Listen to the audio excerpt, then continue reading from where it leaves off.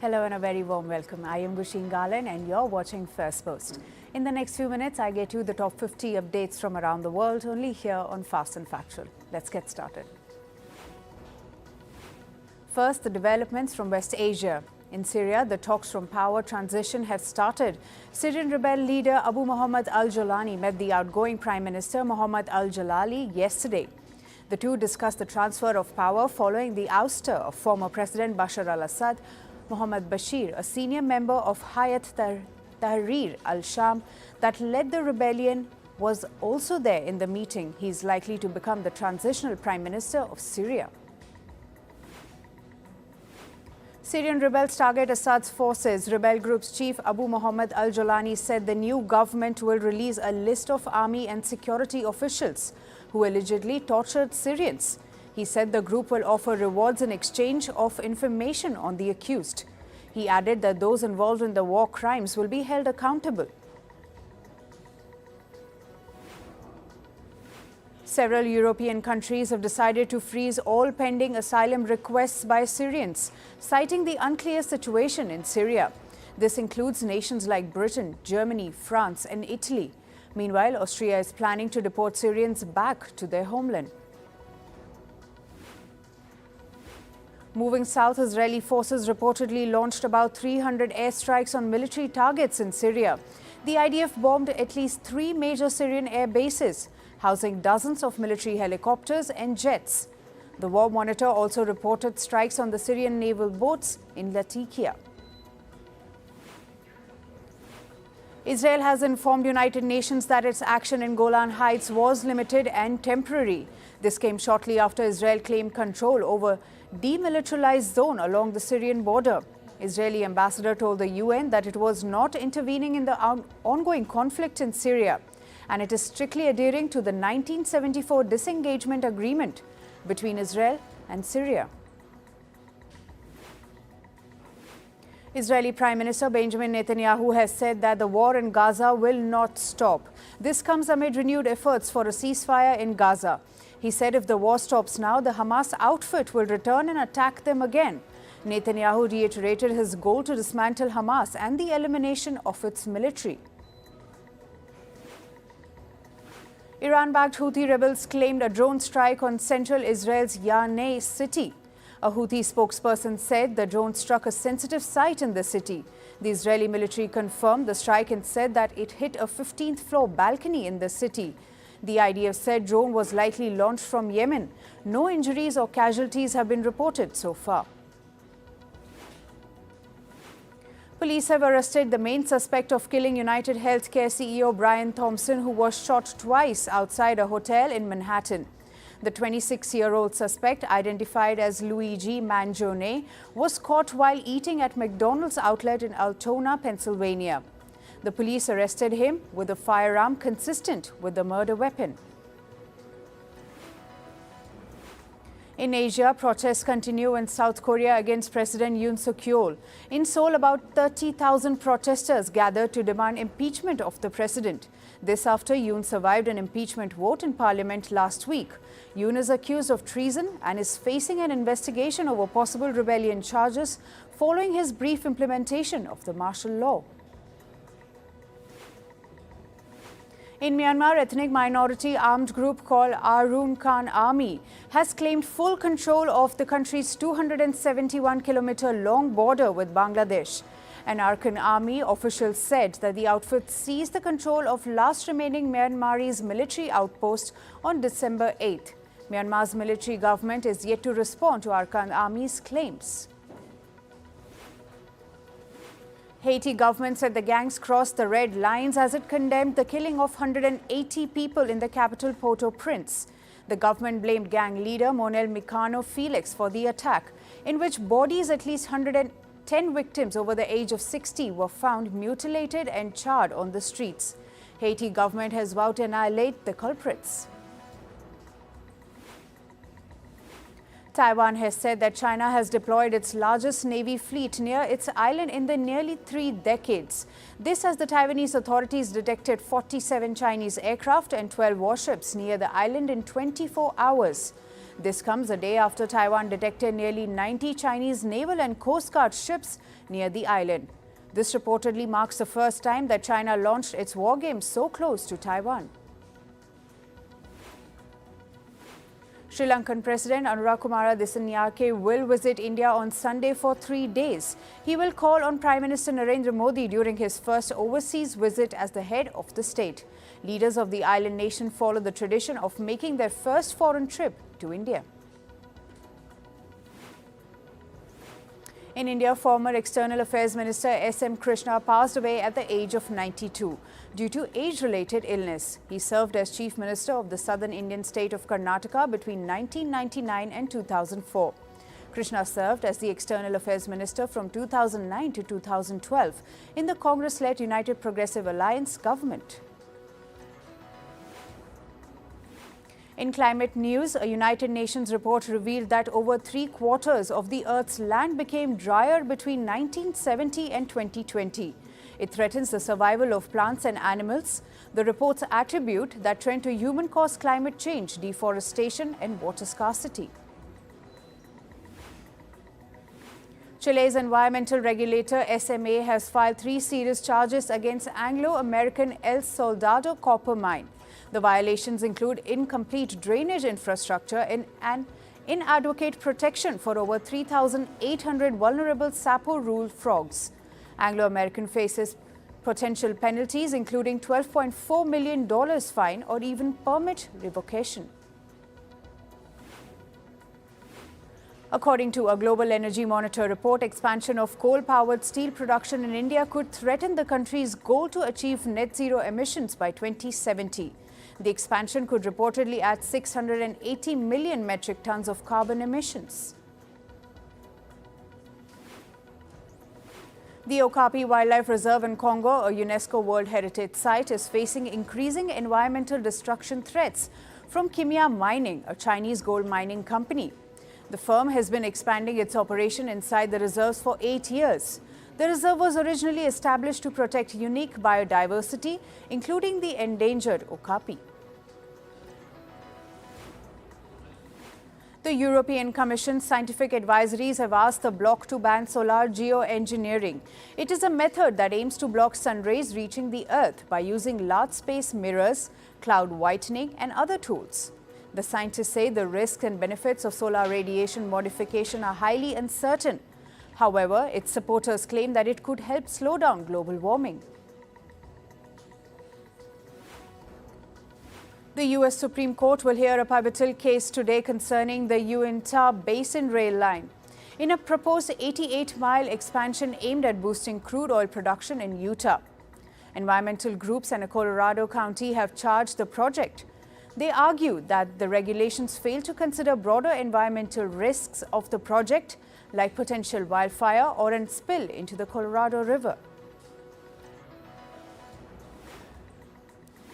On to business and tech news now. China's antitrust regulator has launched a probe against the U.S. chipmaker NVIDIA.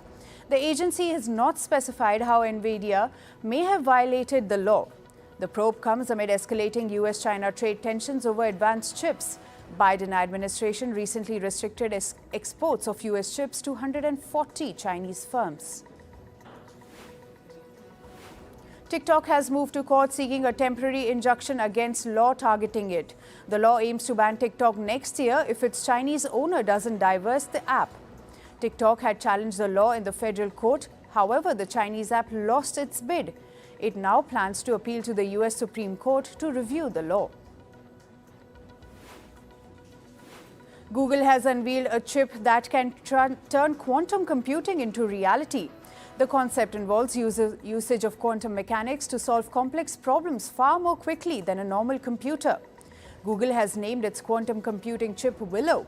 The tech giant says Willow can solve problems in minutes that a usual computer might take 10 septillion years to solve. OpenAI has rolled out its video-generating artificial intelligence tool Sora for users.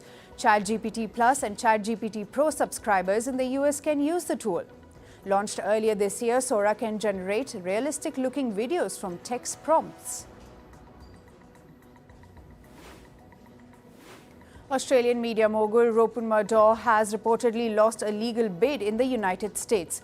Murdoch wanted to change the voting structure in the family trust that controls most of his empire.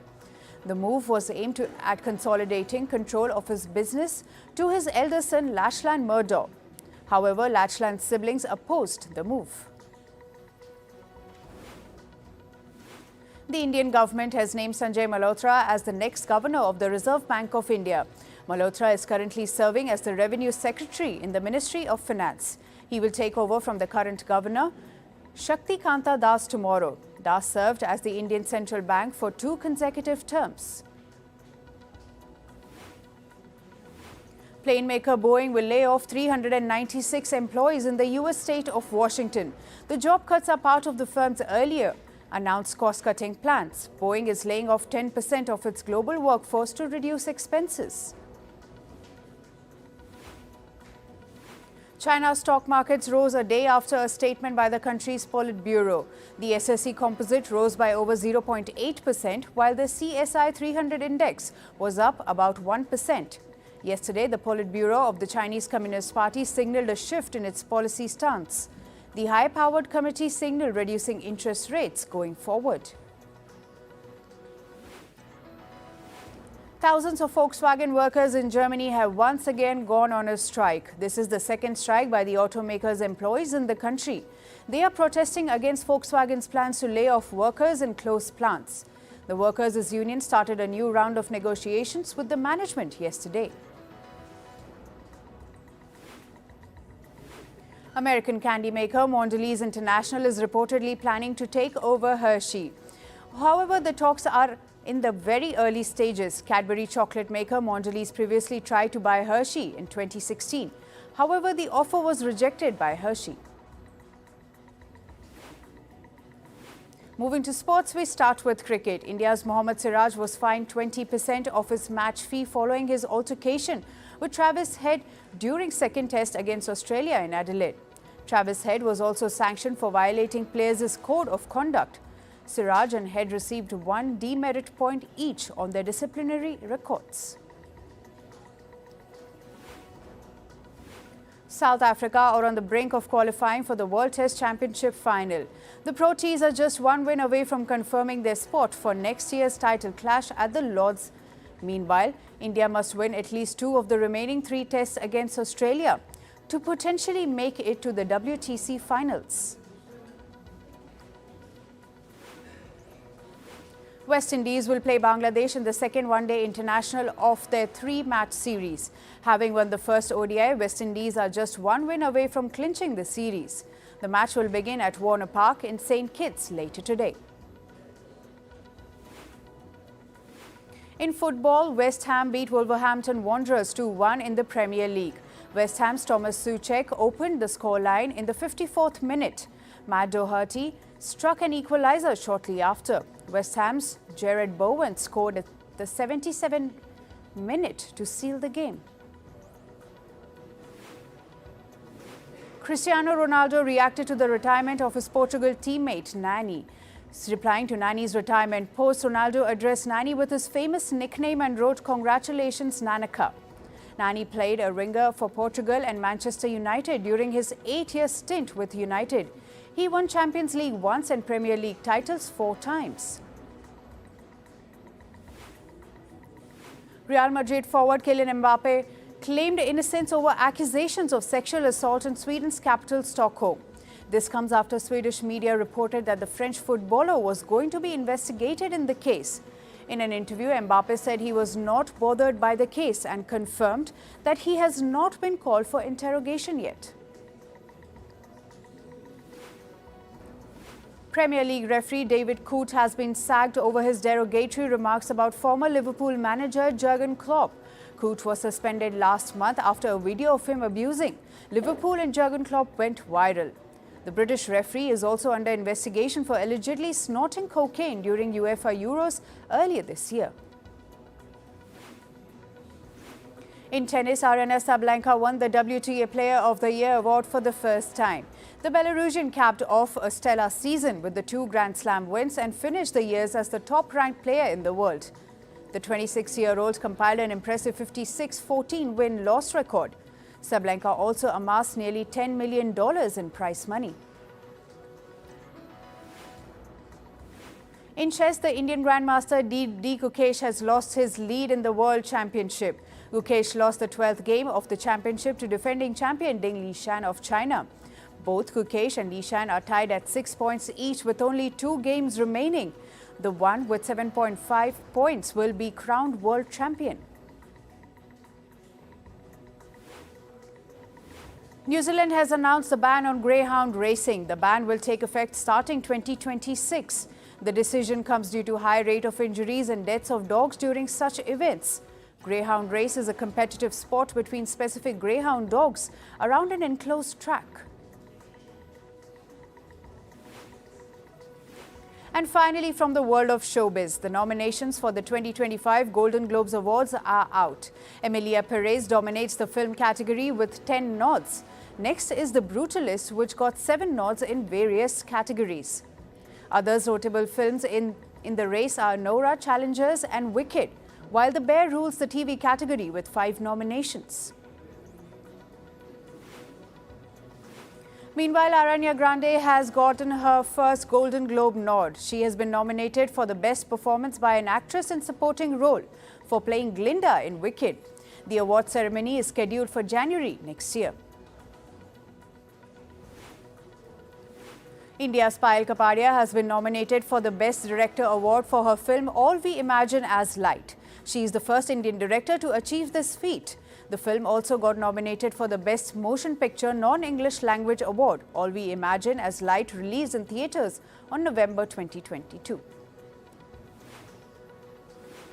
And now a look at the Golden Globes 2025 snubs. After winning quite a few awards, Sing Sing did not fetch any nomination. Meanwhile, Marion Jean Baptiste and Daniel Deadwyler were also overlooked for Hard Truths and The Piano Lesson. Ryan Reynolds and Deadpool and Wolverine also missed out on musical comedy nominations. Directors of 2 of the year's biggest films, Wicked and Dune Part 2, were also snubbed. Chris Evans is reportedly set to make a Marvel comeback in 2026 Avengers Doomsday. While his role remains a mystery, fans are buzzing about the possibilities following his cameo as Johnny Storm in Deadpool and Wolverine. Evans originally retired from his iconic Captain America role after 2019's Avengers Endgame. Emmy-winning actor Jeremy Allen White, known for The Bear, has been cast in the Lucasfilms The Mandalorian and Grogu. White will reportedly voice Rota the Hutt. It is a character first introduced in 2008's The Clone Wars movie.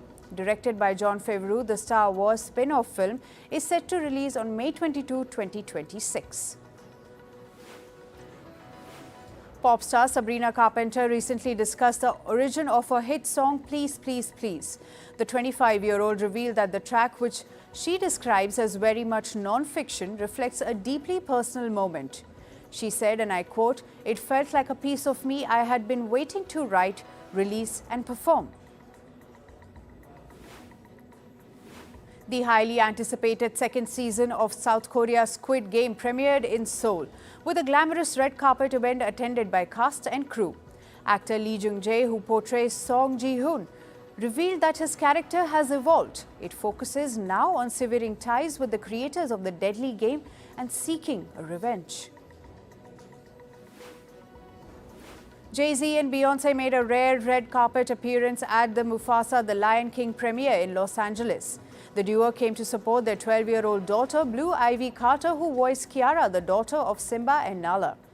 The event comes just one day after Jay-Z was named in a civil lawsuit alleging his involvement in a 2000 rape case. And finally, adding to Jay-Z's alleged rape lawsuit controversies, his mother-in-law, Tina Knowles, appeared to like an Instagram post announcing the case. However, the 70-year-old later clarified that her account had been hacked. Jay-Z faces allegations of raping a 13-year-old in 2000 alongside Sean Combs. The rapper has strongly denied these claims. That's all for today. Thank you for joining us. I am Gushin Galan and we'll see you right back here.